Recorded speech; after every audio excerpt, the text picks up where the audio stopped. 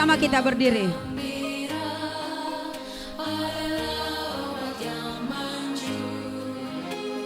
Istirahat yang cukup membuat wajah berseri, diet yang seimbang, tubuh terlihat indah, udara yang bersih, jadikan itu semangat, pengendalian diri, itu pemenang sejati, hidup sehat, anugerah Tuhan, hidup sehat, sangat berharga, sebuah kesehatan, hidup sehat, pilihan kita, sinar yang cukup, kuatkan tulang-tulang, energik berolahraga, tubuh berfungsi baik, hubungan sosial yang baik, jadi hidup bahagia, air jernih yang cukup, segarkan seluruh tubuh, Tuhan yang terutama, Dia sumber kehidupan, hidup sehat, anugerah Tuhan, hidup sehat, sangat berharga, sebuah kesehatan, hidup sehat, pilihan kita, hidup sehat, pilihan kita.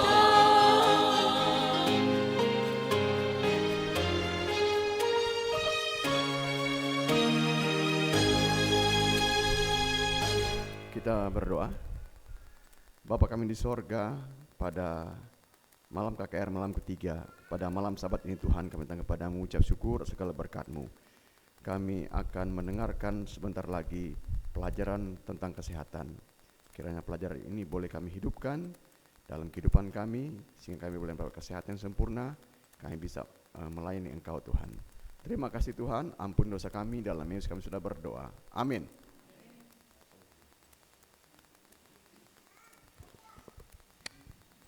Sekali lagi selamat malam, selamat Sabat, Shalom.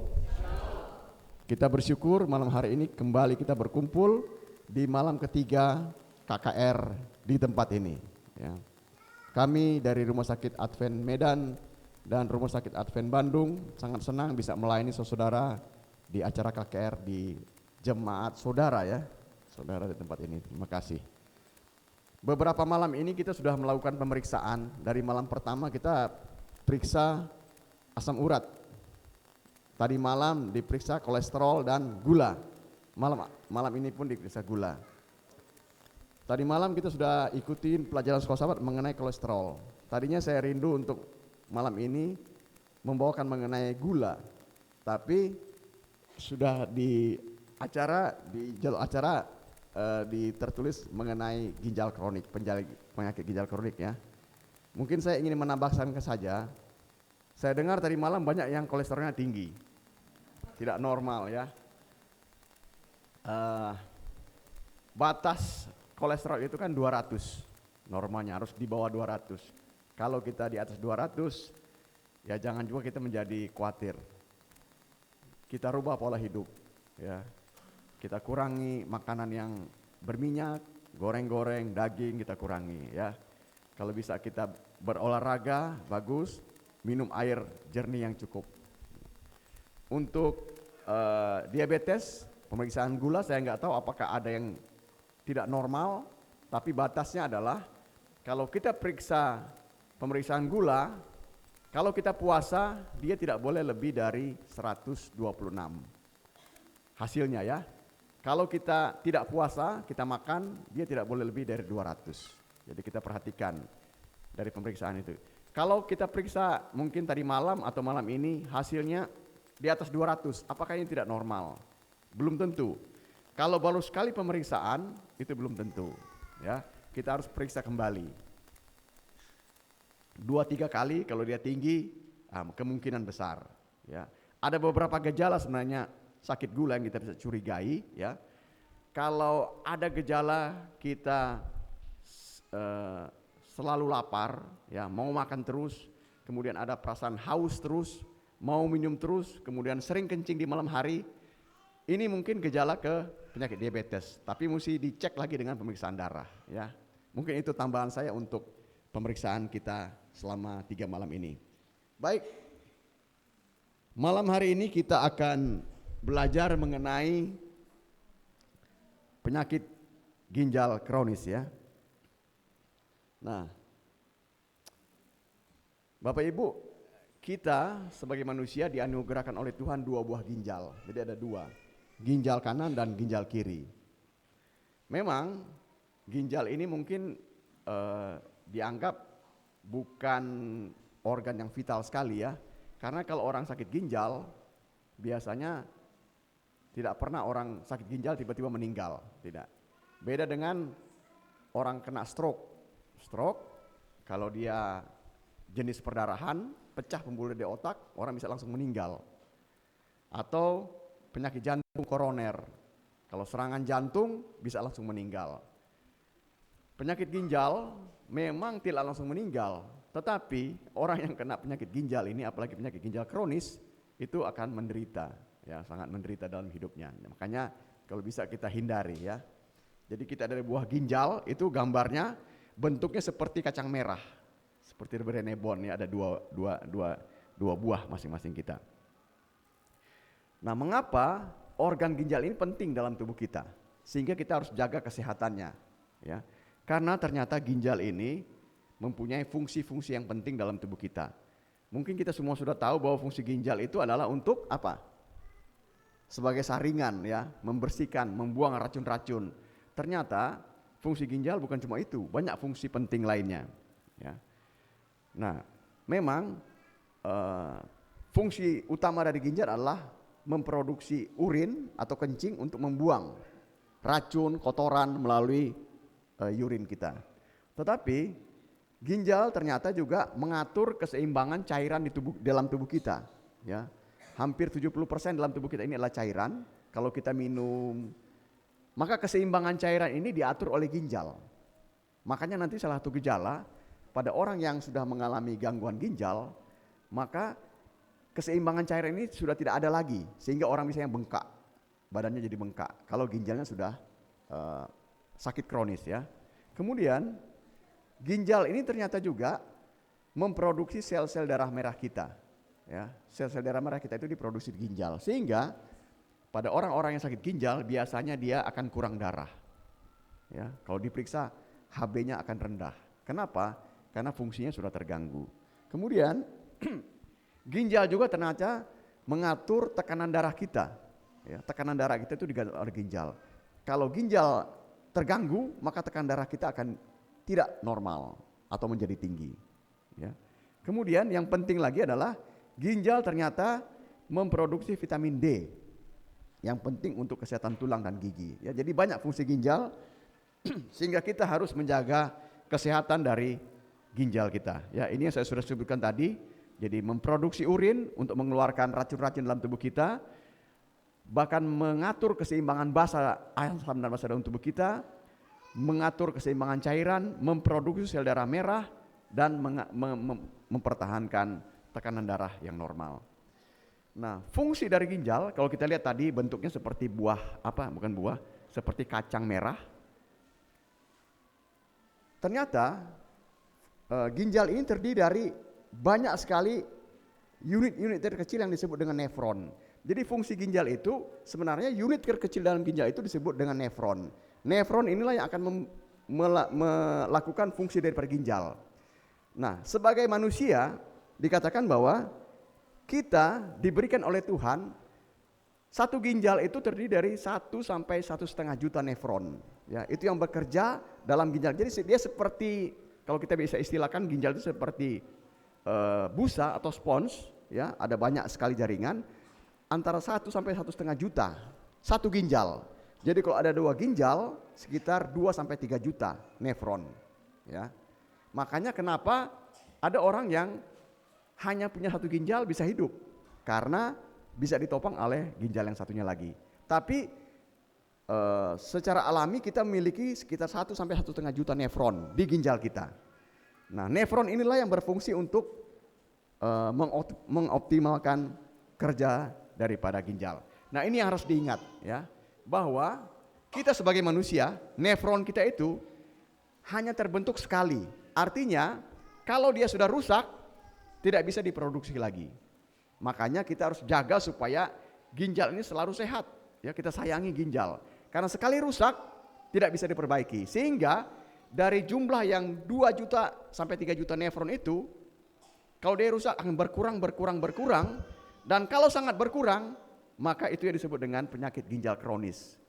Maka perlu dicuci darah karena fungsinya sudah tidak berfungsi lagi, ya. Oke. Nah, apa yang disebut dengan penyakit ginjal kronis? Penyakit ginjal kronis adalah penyakit pada ginjal baik secara struktur maupun fungsinya yang terganggu, dan ini sudah terjadi lebih dari 3 bulan. Jadi kalau ada kelainan ginjal yang masih di bawah 3 bulan itu bukan penyakit ginjal kronis, tapi disebut dengan penyakit ginjal akut. Itu masih bisa berfungsi kembali. Tapi kalau kronis, dia sudah berlangsung lebih dari 3 bulan. Ya, oke. Nah, ini penelitian yang dilakukan oleh suatu badan mengenai penyakit ginjal kronis. Pada tahun 1990, maka penyakit ginjal ini menempati urutan ke-27 penyebab kematian.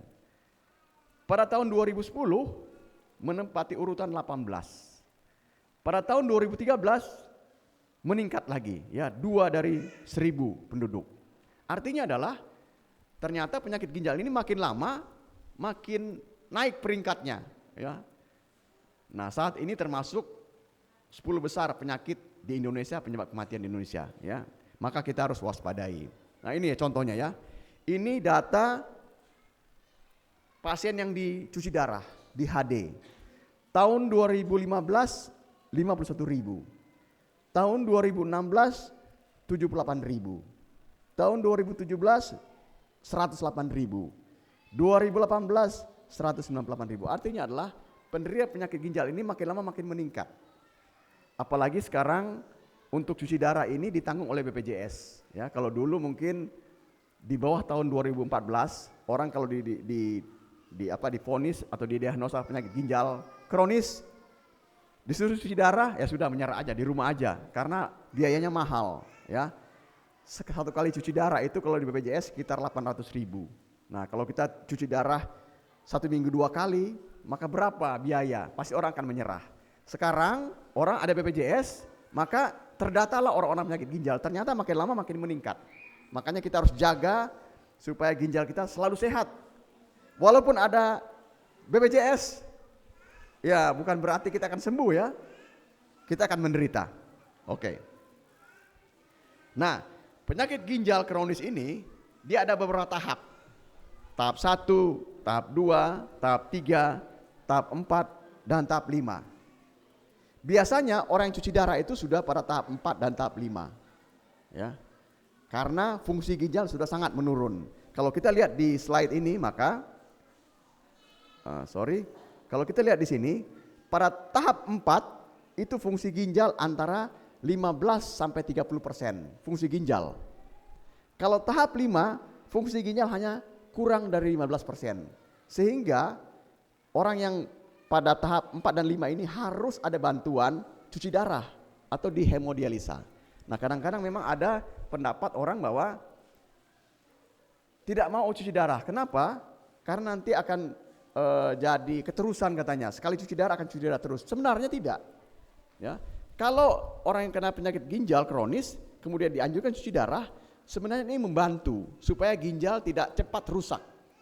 Karena kalau fungsinya tinggal di bawah 30% fungsi ginjal, kemudian kita paksakan tidak dicuci darah, maka sel-sel ginjal akan lebih cepat rusak. Tapi kalau dibantu dengan cuci darah, maka dia akan memperlama, walaupun tidak menyembuhkan, ya. Memang cuci darah, hemodialisa tidak menyembuhkan, tapi minimal memperlambat kerusakan ginjal, ya, karena fungsinya akan digantikan oleh alat cuci darah. Oke. Nah, sekarang yang penting, Apa penyebab gagal ginjal kronis sampai bisa gagal ginjal dan harus cuci darah?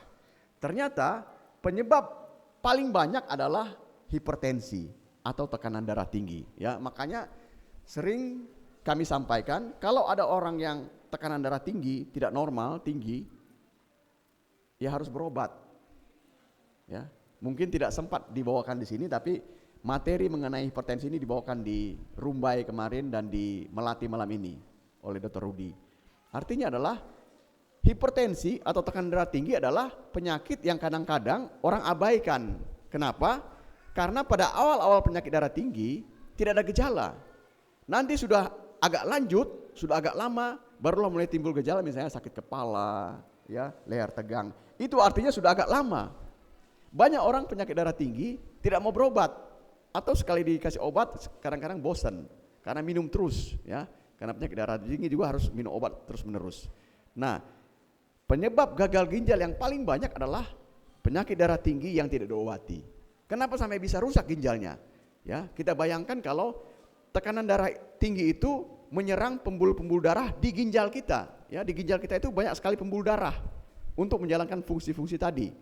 Nah, kalau tekanannya tinggi, lama-kelamaan ginjal akan rusak. Jadi saya tidak tahu dari pemeriksaan malam ke malam berapa di antara kita yang darah tinggi.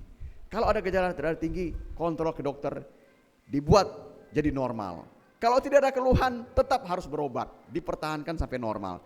Karena penyebab terbanyak adalah penyakit darah tinggi atau hipertensi. Penyebab yang kedua adalah penyakit diabetes. Ya. Jadi ternyata gula yang tinggi juga menyebabkan kerusakan daripada ginjal. Ya. Yang ketiga bisa karena obat-obatan. Jadi kalau kita minum obat-obatan, terutama obat-obat anti nyeri, ya banyak orang-orang tua yang sakit kaki lah, rematik lah, asam urat. Kadang-kadang kita suka beli obat sendiri. Itu hati-hati karena banyak obat anti nyeri yang akan merusak ginjal. Hati-hati, ya. Lebih baik kita berobat ke dokter. Bisa juga penyakit ginjal kronis ini karena batu di ginjal atau batu di saluran kemih, ya. Kalau ada gejala batu, kita harus berobat, dikeluarkan batunya. Karena batu itu menyumbat, maka akan merusak ginjal sehingga bisa terjadi penyakit ginjal kronis. Oke, ya. Ternyata ada hubungan antara ginjal dengan hipertensi. Hipertensi bisa menyebabkan kerusakan ginjal. Tapi kalau kalau ginjal sudah rusak, bisa juga menyebabkan hipertensi. Jadi dia timbal balik, ya, timbal balik antara ginjal dan hipertensi. Demikian juga dengan penyakit gula. Nah, apa faktor risiko penyebab untuk penyakit ginjal kronis ini, ya? Tadi sudah disampaikan adalah diabetes, hipertensi, obat-obatan, ya. Bahkan kalau ada riwayat keluarga, kalau ada trauma atau benturan di ginjal juga hati-hati, ya, hati-hati. Oke. Nah, siapa yang beresiko kena penyakit ginjal kronis, ya? Tentunya adalah bagi kita yang sudah berusia, di sini dikatakan lebih dari 50 tahun, saya katakan 40 tahun ke atas kita semua mesti hati-hati, ya. Selagi kita masih bisa minum air yang cukup, kita minum. Karena kalau sudah ginjalnya rusak, kita akan dilarang minum. Ya. Karena kalau kita minum, kita akan bengkak, badan bengkak, ya, karena ginjal sudah rusak. Kita akan bengkak. Kemudian bisa juga jadi sesak napas. Makanya kalau kita masih sehat, ginjal kita masih normal, mari kita minum yang secukupnya, ya. Jangan ditahan-tahan untuk minum. Kalau sudah ada kelainan ginjal, kita pun akan larang, dokter akan bilang stop, ya, akan ditakar minuman itu. Oke. Kemudian kalau ada riwayat keluarga, kalau di keluarga kita ada penyakit ginjal, kita juga mesti hati-hati, ya. Oke, ini tadi sudah dibahas. Nah, ini apa tanda-tanda penyakit ginjal kronis, ya? Ternyata pada penyakit ginjal tahap 1 dan 2 gejalanya hampir tidak ada. Ya, makanya perlu juga kita melakukan medical check up setahun sekali, ya, karena kalau sudah ada penurunan ginjal tahap 1 dan tahap 2 tidak ada gejala. Ya, tidak ada gejala. Sayang kalau kita charity ini pemeriksaan ginjal itu tidak ada, karena itu pemeriksaan khusus ya, bukan cuma gula, kolesterol, asam urat, ada pemeriksaan khusus. Tapi penting, karena pada tahap 1 dan kedua itu biasanya tidak ada gejala. Pada tahap 3 biasanya ada mulai gejala-gejala sedikit. Tahap 3 ya, mungkin mual, muntah, lesu ya. Pada tahap 4 dan 5 itu sudah mulai ada sesak, bengkak badan ya. Itu gejala-gejala pada penyakit ginjal kronis. Oke. Nah, bagaimana kita mendeteksi kita ini ada penyakit ginjal atau tidak ya? Kalau kita pergi ke laboratorium, kita periksa yang namanya urium dan kreatinin ya. Kita periksa itu, kalau urium itu harus 10 sampai 50. Kalau kreatinin laki-laki antara 0,6 sampai 1,2, kalau perempuan 0,5 sampai 1,1. Itulah yang diperiksa untuk memeriksa apakah fungsi ginjal kita masih normal atau tidak.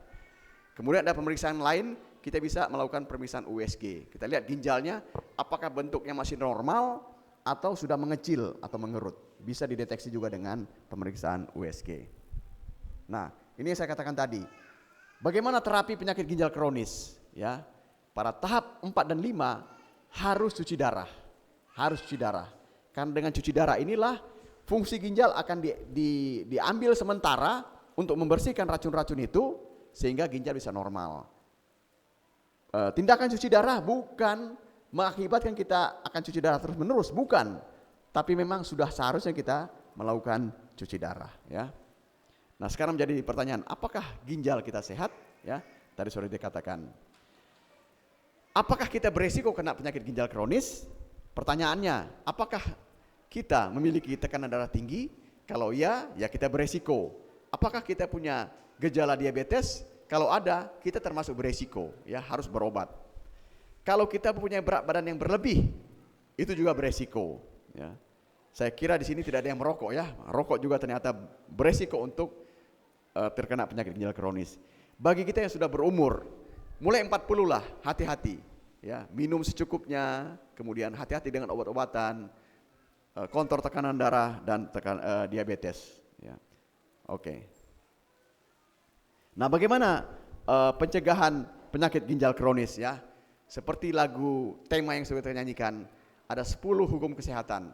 Kalau kita hidupkan 10 hukum kesehatan ini, hidup sehat, hati yang gembira, istirahat yang cukup, diet yang seimbang, ya, udara yang bersih, kemudian pengendalian diri, sinar matahari yang cukup, kemudian kita berolahraga, kemudian ada hubungan sosial yang baik, kemudian minum air yang secukupnya, dan Tuhan yang terutama. Saya yakin bahwa kita bisa menjaga ginjal kita tetap sehat dan kita memiliki kesehatan sempurna. Kita bisa menjadi berkat dalam pekerjaan kita dan kita bisa memuliakan nama Tuhan. Tuhan kiranya memberkati kita. Amin.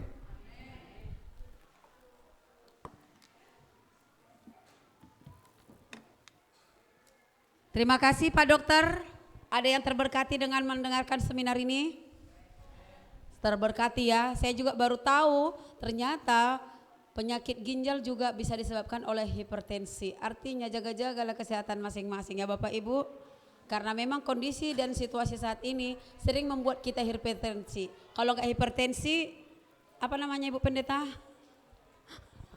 Artinya tetaplah berdoa, pasrahkan hidupmu kepada Tuhan. Amin. Amin. Baiklah Bapak Ibu, kita akan menyaksikan penampilan dari APTA selama 2 malam. Dan 2 malam setengah lah mereka latihannya, nggak penuh 3 malam. Kepada ibu-ibu yang sudah melatih anak-anak, silakan maju ke depan. Kita akan menyaksikan penampilan dari anak-anak kita yang sudah mereka latih. Inilah mereka, kita sambut APTA.